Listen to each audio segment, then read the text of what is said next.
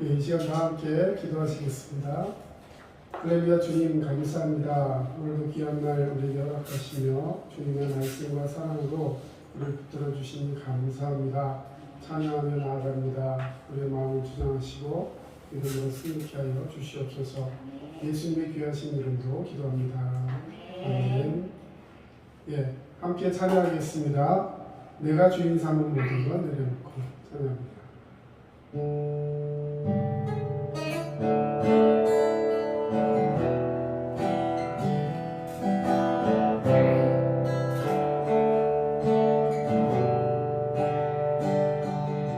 내가 주인 삼은 모든 것 내려놓고 내 주 대신 주 앞에 나가 이 사랑했던 모든 것 내려놓고 주님 날 사랑해. 다시 한번 고백합니다. 내가 주인 삼은 모든 것 내려놓고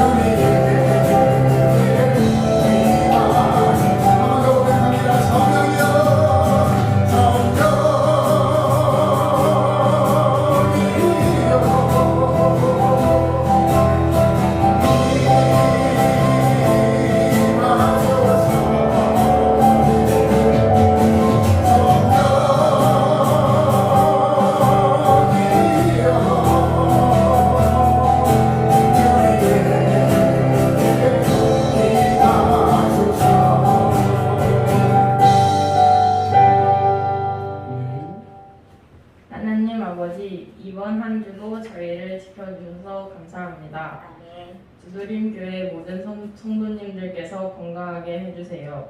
아멘. 곧 있을 기말고사를 구별되는 학생들에게 지혜 주시고 편안한 마음 가질 수 있게 도와주세요. 아멘. 말씀 전하시는 목사님께 축복 내려주시고 설교 듣는 저희에게도 은혜 부어주세요. 아멘.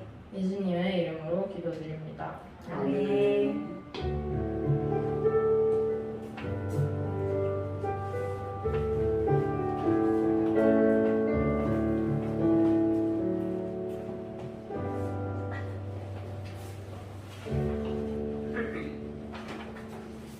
예, 오늘 함께 하실 말씀 로마서 1장 18절 말씀입니다.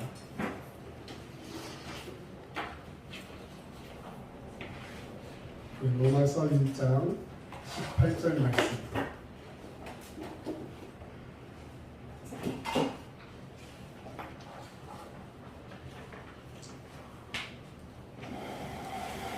이제 다 찾으신 줄로 알고요. 로마서 1장 18절 말씀 함께 읽겠습니다.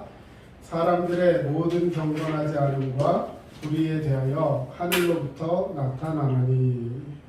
예, 우리 계속해서 새 생명의 골격이라는 제목으로 시리즈서기도 하고 있습니다.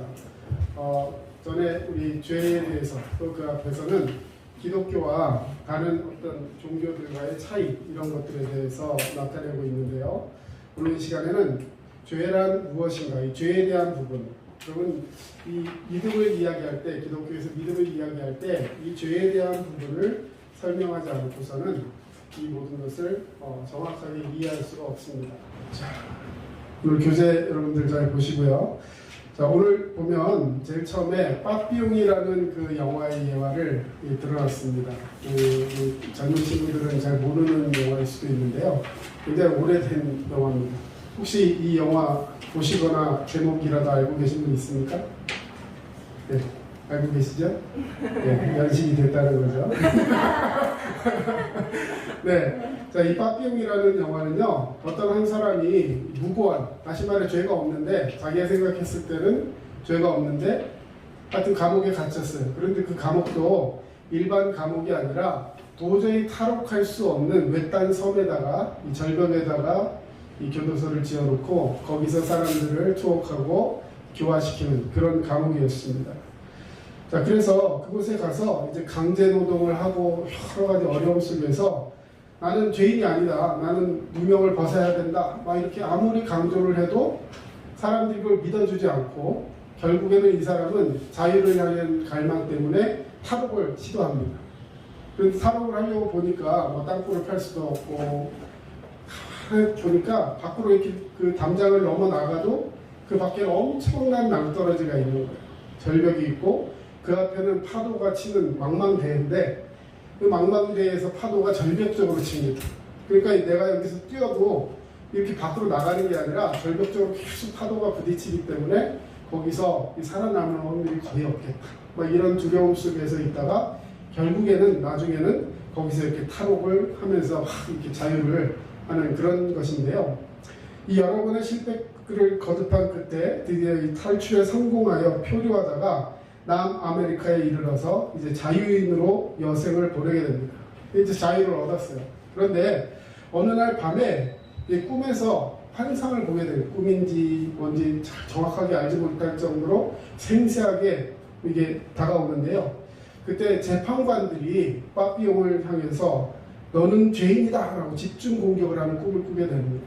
자기는 이미 자유인이 됐다. 이제 탈옥을 했으니까 그래서 자유롭게 됐고 막 했는데 그 억압을 누르는 그것이 굉장히 심하게 오면서 너는 죄인이다 라고 했는데 그런데 그 죄인이라고 하면서 막 이야기할 때 자기가 변론합니다. 나는 죄인이 아니라 누명을 쓰고 들어와서 수감을 당한 것이지 저는 죄인이 아닙니다. 그래 죄목에 이런 거 아닙니다 라고 막 반발을 하고 거기에 항명을 하는데 그때 재판관이 같이 이구동성으로 이런 말을 하는 거예요. 너는 인생을 낭비한 죄를 지었다. 자, 무슨 죄를 지었다고요? 인생을 낭비한 죄를 지었다. 자, 여러분 인생을 낭비하는 것이 죄라고 생각합니까? 뭐 그런 생각 해보신 적 있어요? 자, 죄는 무엇인가? 특별히 우리가 믿는 이 믿음에서 기독교와 죄는 서로 어떤 관계를 가지고 있는가 오늘 말씀을 통해서 우리의 죄 문제를 분명하게 해결하고 하나님 앞에 설 수 있는 의인된 성도가 되어야 할 줄로 믿습니다. 자, 그러면 첫 번째 이 죄와 기독교의 관계에 대해서 이야기할 때, 자, 그럼 기독교에 있어서 이 죄 문제 반드시 짚고 넘어가야 할 문제가 이 죄에 대한 부분인데요. 죄 문제를 이야기할 때 가장 먼저 생각해야 될 것은 뭐 다름 아닌 여기 또 있지만 십자가입니다. 십자가.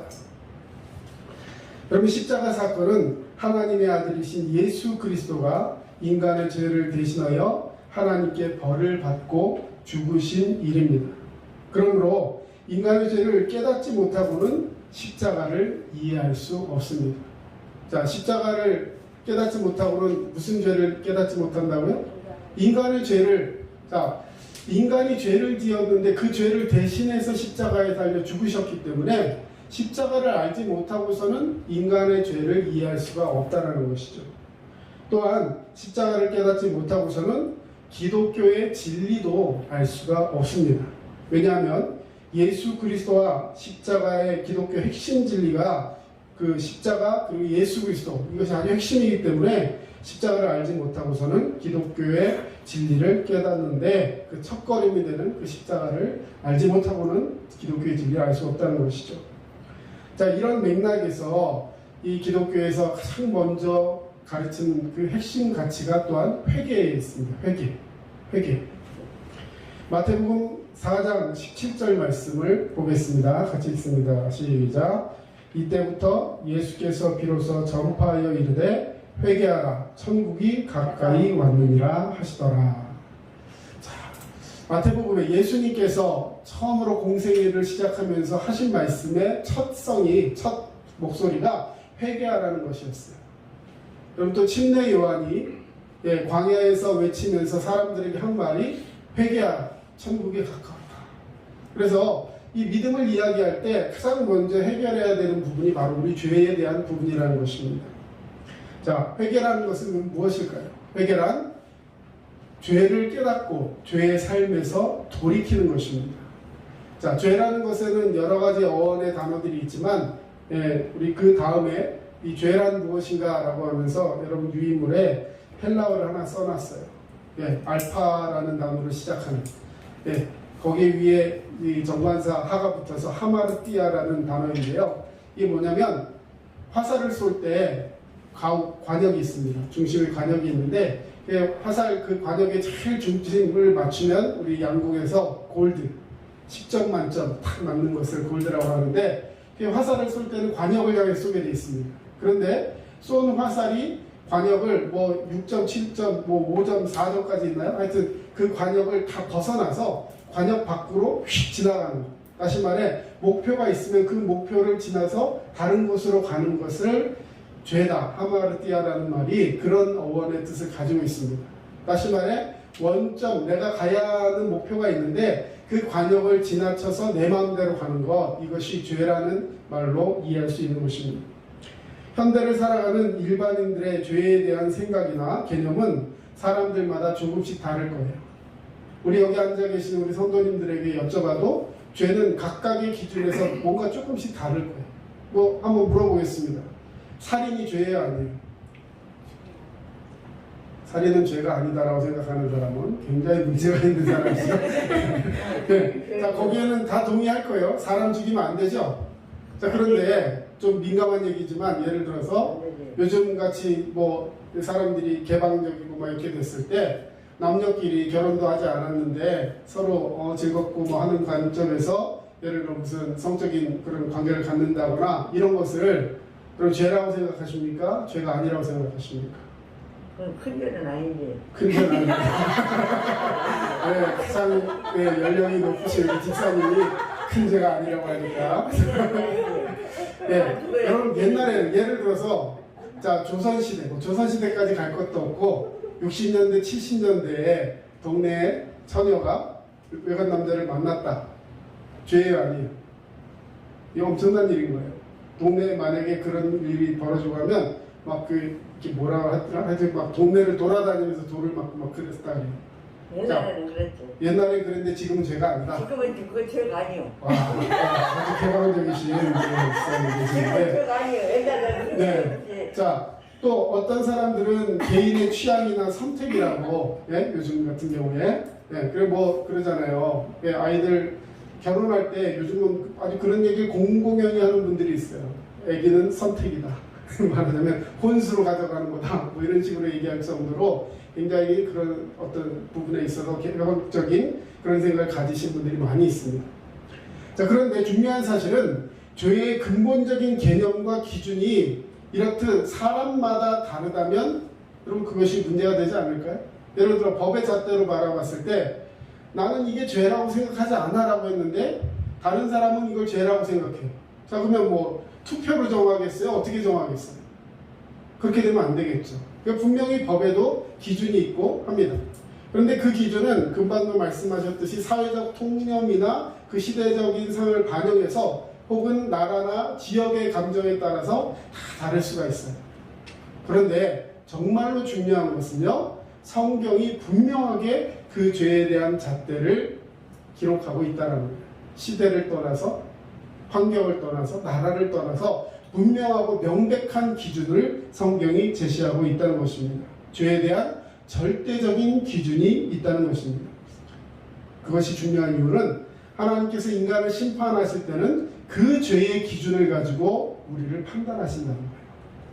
그냥 각자의 나라에 따라서 그 시대 환경에 따라서 아니면 내 생각에 따라서가 아니라 하나님이 가지고 계신 절대적인 기준을 따라서 우리를 판단하신다는 사실입니다.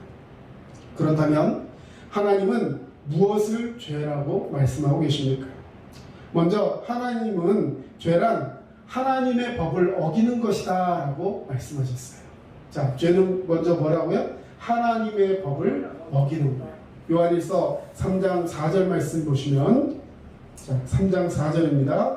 죄를 짓는 자마다 불법을 행하나니 죄는 불법이니라 말씀해 주셨어요. 자, 죄를 짓는 것은 불법이다. 성경에 분명하게 말씀해 놓았다는 것입니다. 불법이란 세상의 이 권위들, 다시 말해서 국가의 정당한 뭐 법의 권위라든지 궁극적으로 이 모든 것들이 하나님께로부터 나왔다고 또한 성경은 말씀하고 있어요. 여러분, 그래서 우리는 국가의 법도 잘 지키는 사람이 되어야 합니다. 로마서 13장 1절에서 2절 말씀을 보시면 각 사람은 위에 있는 권세들에게 복종하라. 권세는 하나님으로부터 나지 않음이 없나니 모든 권세는 다 하나님께서 정하신 바라. 그러므로 권세를 거스르는 자는 하나님의 명을 거스름이니 거스르는 자들은 심판을 자취하리라. 자, 국가의 법도 하나님 아래 나오지 않은 것이 없다. 여러분, 그래서 우리는 이 나라의 법도 잘 지키는 사람이 되어야 된다는 거예요. 내 생각과 다르다고 이렇게 하는 것이 아니라, 물론 이 법이라는 것은 하나님 아래에 있는 법을 의미하는 것이에요. 자, 법이 잘못되고 예를 들어 나라가 잘못된 길로 가고 있다면 우리가 애국하는 마음으로 더 기도하면서 하나님의 나라 안에서 다른 이야기도 할 수 있는 그런 마음의 어떤 태도와 열정도 가지고 있어야 할 것입니다. 그러나 분명한 것은 위로부터 나오는 권세에 분명한 하나님의 말씀을 기억하며 거기에도 복종하며 궁극적으로 하나님 말씀을 따르려는 믿음의 태도들이 있어야 한다는 것입니다. 자, 또 성경에서 죄란 하나님이 정하신 규범들을 어기는 것도 죄다 이렇게 말씀하셨어요. 자, 아까는 법, 하나님의 법을 어기는 게 죄라면 이제 규범. 자, 법과 규범은 약간 차이가 있습니다. 이렇게 표현하면 좋을 것 같아요. 규범은 도덕적인 것들을 이야기하는 거예요.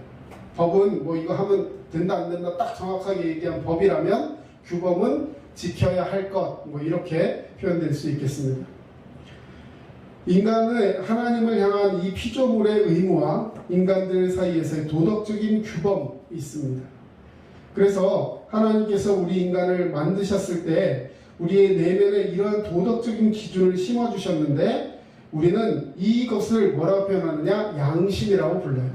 자, 그래서 양심에 거리끼는 것이 있으면 그것을 제어하면서 멈출 수 있는 것, 이것이 또한 하나님이 우리에게 주신 법이라는 것이죠. 그래서 죄란 하나님이 주신 양심을 바탕으로 깨달아지는 도덕과 선을 향한 삶의 실패를 의미한다. 예, 그런 규정을 이렇게 정의를 써놨습니다. 자, 그런데 인간이 어때요? 살다 보면 이 양심조차도 넘어서는 행동을 할 때가 참 많이 있습니다. 그게 양심에 화인 맞은 백성이다. 예, 하나님 앞에서 이렇게 하면 안 된다라는 것을 양심으로 알게끔 해주셨는데, 여러분 양심이라는 게 어떻습니까? 예, 좋은 마음, 뭐 양심 이렇게 표현할 수 있지만 저 이런 뭐 한자로 장난을 한번 쳐보고 싶어요. 양심, 양쪽 할 때 양자를 써가지고요, 두 마음이다 이렇게도 표현할 수 있을 것 같아요. 하나님이 우리에게 원하시는 마음이 있는가 하면 내가 그것을 지키지 않아도 돼. 애들 만화 영화에 보면 그런 장면이 자주 나와요. 이걸 해도 될까 안 해도 될까 할 때 이쪽에 천사가 탁 나와서 하면 안 돼. 근데 이쪽에 또 악마가 탁 나타나서 괜찮아 못해 하면서 이렇게 나를 막 이 마음을 바꿔 만들죠. 자, 이런 어떤 양심에 있어서 거리끼는 것들을 그대로 행동하는 거예요. 자, 여러분, 하지만 인간의 양심조차도 죄로 인해 손상된 상태여서 사람마다 서로 가진 양심의 기준이 다르다는 것입니다. 그래서 이것도 객관적인 판단이 쉽지 않아요. 그래서 정말 객관적인 판단이 필요한 것이 있는데, 그때 우리를 객관적인 판단을 서게 해주시는 건 뭐냐? 바로 하나님 말씀이라는 거예요. 말씀에 비춰서 나의 모습을 돌이켜볼 수 있는 거예요. 자, 이러한 속에서 대표적인 하나님이 우리에게 주신 법이 있습니다. 그 법이 무엇이냐면 십계명이에요. 십계명. 자, 우리 초등학생 십계명이 모두 몇 개일까요? 10개. 예. 예, 10개의 계명을 하나님 주셨어요. 자, 그 옆에 지금 가로치고 율법이라는 말로 표현해놨는데, 자, 율법이라는 것은 지켜도 되고 안 되고가 아니라 반드시 지켜야 되는 말씀이에요. 다시 말해서 하나님이 우리 인생 가운데 이것을 꼭 지켜라라고 주신 객관적인 기준, 이것이 십계명이라는 것입니다. 우리 중에 혹 그런 생각하시는 분들이 있는지 모르겠어요. 십계명은 구약시대, 그것도 모세 때 준 것이니까 지금 시간이 많이 지났고 지금 이 시대에는 그것은 우리에게 해당되지 않는 옛날 법이다. 아니에요. 여러분, 하나님의 말씀은 영원한 줄로 믿습니다. 아멘. 십계명, 우리에게 지키라고 주신 것이지 이런 것도 있다라고 보여주신 것이 아니라는 거예요. 반드시 지켜야 할 말씀. 자, 그런데요, 율법은 안 지키면 어떻게 되는 걸까요? 율법을 안 지키면. 그것을 뭐라 했어요? 율법을 지키지 않은 걸 지금 죄라고 표현했습니다. 뒤에 나오겠지만, 자, 그 죄의 결과는 뭐예요? 죄의 삭은 사망이에요. 여러분, 율법은 지켜도 되고 지키지 않아도 되는 것이 아닙니다. 반드시 지켜야 할 말씀이라는 거예요. 그런데 자, 율법, 노모스라는 말로 표현되어 있는데, 이걸 주시면서 우리 인간들이 살아야 할 삶에 대한 객관적인 기준을 제시했다는 것입니다. 여러분, 십계명은 인간의 삶에 대한 하나님의 객관적인 기준인 동시에 우리가 어떻게 그리고 얼마나 하나님 기준에 부합하지 못하는 죄의 삶을 살고 있는지 우리의 상태를 보여주시는 거울과 같은 거예요. 자, 여기 한번 보세요. 그럼 십계명을 다 지키며 살고 있습니까? 아주 자신있게 고개를 흔드시는데. 네. 자, 아까 뭐라 그랬어요? 십계명대로 못 살면 어떻게 돼요? 죄의 삭은? 사망. 우리 다 죽잖아요. 큰일 났네요. 자, 그래서 이 구약시대에 십계명을 주신 다음에 곧바로 뭘 따라 주셨냐면 성막을 만드는 기준을 주셨어요. 자, 십계명만 있으면 우리는 난 그렇게 살 수가 없어서 결과적으로 죽을 수밖에 없습니다. 무슨 얘기냐? 자기의, 내가 지켜서 이 법들을 다 지켰습니다. 그래서 하나님 저는 살 수 있어요 라고 말할 수 있는 인생이 아무도 없다라는 거예요. 그러고 나서 성막을 주셨어요. 성막은 뭐 하는 곳입니까? 나의 죄를 가지고 하나님 앞에 나가서 모든 죄를 씻고 하나님 만나는 곳이에요. 나의 모든 죄의 사함을 받는 곳, 그리고 하나님과 만나서 해방을 누리고 주님과 교제할 수 있는 것. 이것이 오늘 교회요, 이것이 오늘 말씀을 통해 우리에게 내려주신 구원의 은혜인 줄로 믿습니다.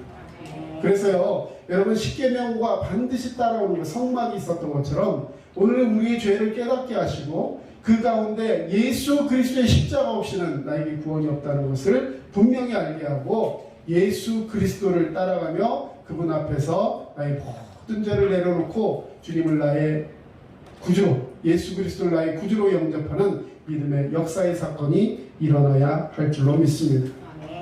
십계명을 통해서 알 수 있는 죄의 계명이 크게 두 가지가 있습니다. 자, 죄의 기준. 자, 첫 번째는 하지 말아야 할 것을 하는 거예요. 하지 말아야 할 것을 하는 거. 하면 안 되는데 하는 거. 이게 죄라는 거예요. 자, 예를 들어 봅시다. 십계명 중에서 살인하지 말라. 여러분 계명에 보면요, 하지 말라는 것이 태반이에요. 여러분이 한번 얘기해 보세요. 살인하지 말라, 간음하지 말라, 또 뭐 있어요? 도둑질하지 말라, 내 이웃의 것을 탐내지 말라, 또 앞에는 우상 숭배하지 말라, 여호와 이름을 망령되이 일컫지 말라. 하지 말아야 될 것이 굉장히 많습니다. 자, 하지 말아야 할 것을 하는 게 죄예요. 여러분, 그러면 하나님은 왜 하지 말라는 얘기를 많이 하셨을까요? 우리 부모님 한번 생각해 봅시다. 엄마의 잔소리 대부분 하지 말라는 거예요, 하라는 거예요? 한다는 네, 뭐 하지 말라는 소리 많이 들었어요? 그렇게 말한 거 같아. 하지 말라래요, 무조건. 네, 자, 그럼 하라는 거 뭐 있을까요? 공부해라. 네, 공부해라. 네. 청소해라. 동생 잘 돌봐라. 개똥 치워라. 네, 자, 여러분, 하지 말아야 할 때 것을 더 많이 해놓으신 데는 이유가 있습니다. 자, 이것들만 안 하면 되는 거예요. 무슨 얘기인지 알겠어요? 해야 할 것들을 더 많이 얘기하면요, 사람이 굉장히 더 피곤해집니다. 그걸 못하고 살면 굉장히 힘들어지거든요. 그런데 정확하게 하지 말아야 될 것들에 대해서 지적을 해주면서 최소한 이런 것들은 너희가 주의해라 라고 마치 선악과처럼 우리에게 지시해주고 있는 것. 여러분, 하나님의 사랑인 줄 믿습니다.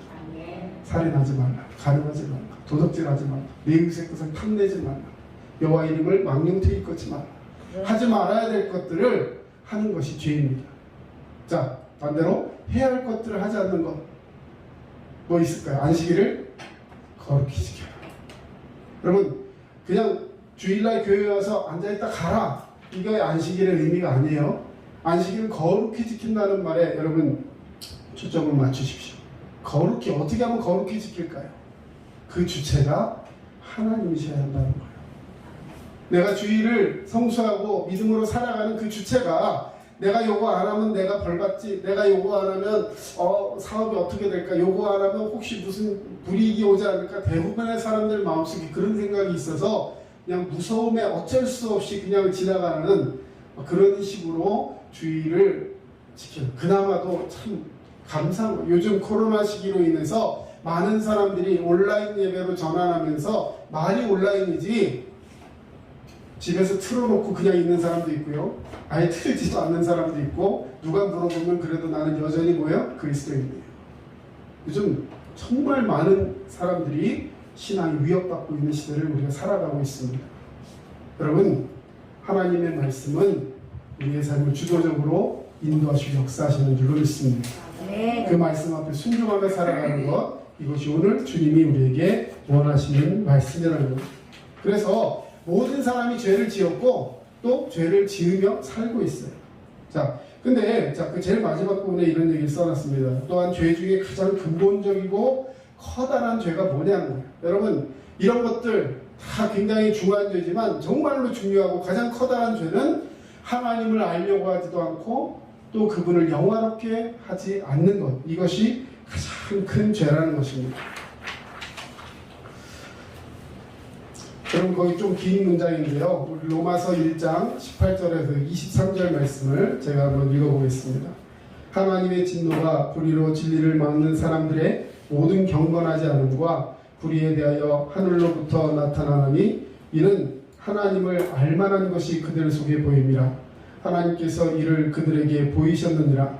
창세로부터 그의 보이지 아니하는 것들 곧 그의 영원하신 능력과 신성이 그가 만드신 만물에 분명히 보여 알려졌느니 그러므로 그들이 핑계하지 못할지니라. 하나님을 알되 하나님을 영화롭게 또 아니하며 감사하지도 아니하고 오히려 그 생각이 허망하여지며 미련한 마음이 어두워졌느니 스스로 지혜 있다나 어리석게 되어 썩어지지 아니하는 하나님의 영광을 썩어질 사람과 새와 짐승과 기어다니는 동물 모양의 우상으로 바꾸었느니라. 여러분, 하나님은 하나님을 알지 못하는 사람들에게 하나님 알만한 것들을 미리 다 보여주셨다는 거예요. 여러분, 이 로마서 1장의 이 말씀들은 어떤 사람들에게 주신 말씀이냐면, 자, 나는 하나님을 들어본 적도 없고 하나님을 알지도 못하고 우리 종족에, 말하는 이방인들 가운데 우리 종족은 하나님을 믿는 종족이 아니었기 때문에, 그렇기 때문에 우리 하나님을 몰랐으니까, 몰라서 못 믿었는데 그게 무슨 죄냐라고 얘기하는 거예요. 마치 예를 들어 우리의 선조들이 이 땅에 복음이 들어오기 전에 살았던 사람들에게, 그 사람들은 예수님 몰랐으니까 그 사람들이 예수 안 믿고 그래서 지옥 갔다고요? 그건 너무 불공평하지 않아요? 라고 하는 사람들에게, 그런 사람들이 굉장히 많습니다. 그런데 그런 사람들에게 주시는 정답이에요. 예수 그리스도가 우리에게 복음으로 문서화돼서 성경이 우리에게 전해지지 않았다 할지라도 하나님을 알만한 것들을 미리 그들에게 다 보이셨다는 거예요. 우리가 이번 첫 시간에 일반 계시라고 말씀을 드렸어요. 하나님은 우리를 예수를 믿을 수 있도록, 하나님을 믿을 수 있도록 두렵고 떨리는 마음으로 나의 창조주이신 하나님이 누구실까라는 것을 알게 하도록 우리에게 이미 다 보이셨다는 거예요. 그러므로 누구든지 핑계하지 못하게 하려 했다. 그런데 사람들은 어떻게 했다고요? 썩지 아니할 하나님의 영광을 썩어질 사람과 새와 짐승과 기어다니는 동물 모양으로 우상을 바꾸어 섬겼다.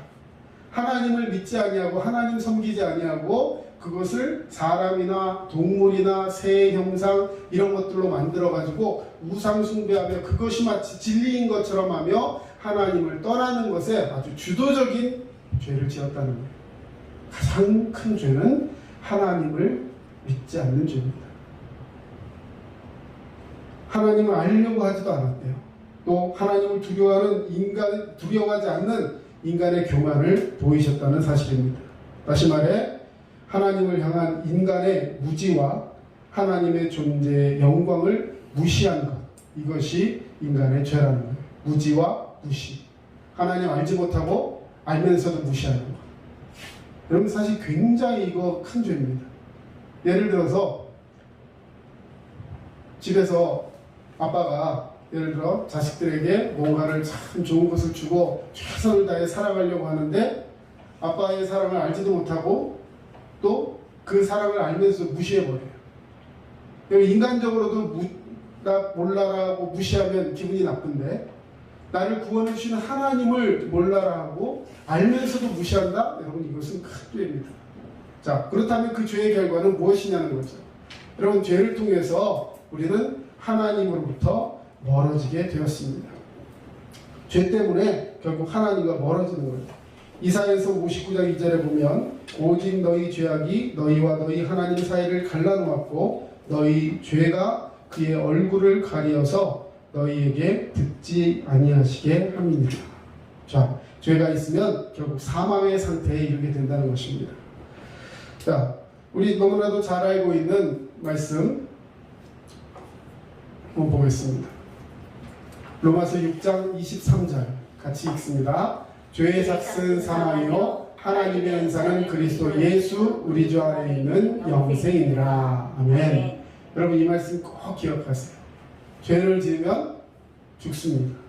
그 죽음은 우리가 죽어서 장례식하는 그 첫째 사망이 아니라 둘째 사망, 영원한 죽음에 들어가게 되고, 하나님의 은사, 하나님이 우리에게 주신 놀라운 선물은 뭐냐면 그리스도 예수 우리 주 안에 있는 영생의 선물을 주신다는 거예요.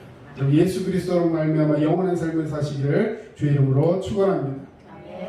자, 그러면 죄의 실제적인 힘이 뭐냐는 거죠. 요한복음 8장 34절입니다. 예수께서 대답하시되 진실로 진실로 너희에게 이르노니 죄를 범하는 자마다 죄의 종이라.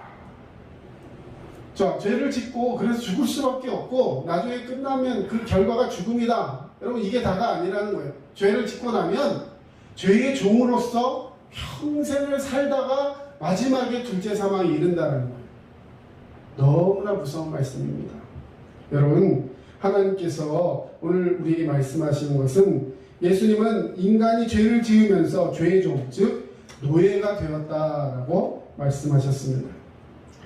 인간이 쾌락과 부당한 이득이라는 이 달콤한 유혹 때문에 죄를 뿌리치지 못하고 죄에 빠져들게 되면 결국에는 죄로 인해서 내가 죽을 걸 알면, 그래서 빨리 벗어나지 않으면 죽는다라는 사실을 알면 그래도 계속 거기 있을까요? 아마 몸부림치고 나오려고 할 거예요. 그런데 가장 무서운 죄의 이 큰 힘이 뭐냐면 내가 그것으로 인해 죽을 것을 모른다는 거예요. 그리고 과연 죽을까? 죽지 않을 거야 라고 착각하게 만들어요. 선악과를 따먹을 때 뱀이 와서 유혹했습니다. 근데 뱀이 유혹하기 전에 이미 하나님은 아담에게 말씀하셨어요. 선악과를 따먹으면 정녕 죽으리라. 죽을 수도 있고 아니에요. 정녕 반드시 죽는다라고 말씀하셨어요. 그런데 뱀은 와가지고 그 하나님이 거짓말한 거예요. 너희가 그걸 먹으면 하나님과 같아질까봐 하나님이 너에게 못 먹게 하려고 쉴드를 친 거예요. 맞아요, 틀려요? 거짓말이에요. 죄는 거짓말로부터 시작합니다. 그런데 하나님의 말씀은 죽는다고 했고 뱀은 안 죽는다고 했어요. 그런데 인간은 누구의 말을 들었어요? 뱀의 말을 들었어요. 마귀 사탄의 말을 들어요. 왜? 거기에 유혹이 달콤했거든요. 하나님과 같아질까? 하나님 너무 좋으신 분이에요. 근데 그 하나님이 나를 만드실 때 하나님의 형상으로 만드셨고 하나님과 동행하게 만드셨고 나를 하나님 같이 만드셨어요. 이미 우리는 하나님과 같은 성정을 가진 사람입니다. 그런데 뱀은 유혹해요. 넌 하나님만 못해. 하나님이 네가 똑같아지는 걸 막기 위해서 이걸 만들어 놓은 거야. 있지도 않은 말을 해가면서 그를 유혹하고 범죄할 수 있도록 그에게 거짓말을 했고 그 거짓말을 믿으면서 착각하게 됩니다. 정녕 죽을까? 진짜 죽을까? 죽을까 하노라. 여러분, 말을 왜곡시켜요. 죄의 가장 큰 특징은 거짓말로 시작하고 진리를 왜곡하고 결과적으로는 그것을 계속해서 답습하며 탕습하며 계속 내 몸속에 배게 만든다는 거예요. 결과는 어땠습니까? 신라권, 낙원에서 쫓겨나게 되죠. 하나님은 그들이 죄된 상태로 영원한 삶을 살면서 그 영원이라는 것이 행복이 아니라 우리를 불행하게 만들고 죽음으로 치닫게 하는 그 죄된 모습으로 평생 영원토록 사는 것을 막기 위해서 우리에게 죽음을 주신 거예요. 그리고 예수 그리스도를 보내셔서 그 죄로부터 해답을 받고 자유를 얻고 영원한 삶으로 회복된 상태에서 우리에게 영생을 주기를 원하시는 것.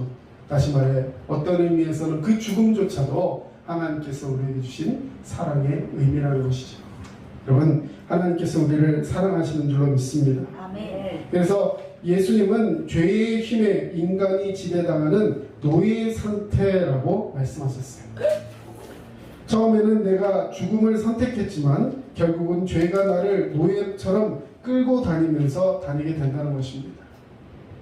그러면 중독에 대해서 많은 공부를 하신 분들도 계시고 하지만 중독이 왜 위험합니까? 술 한 잔 먹을 수 있어요, 없어요? 네?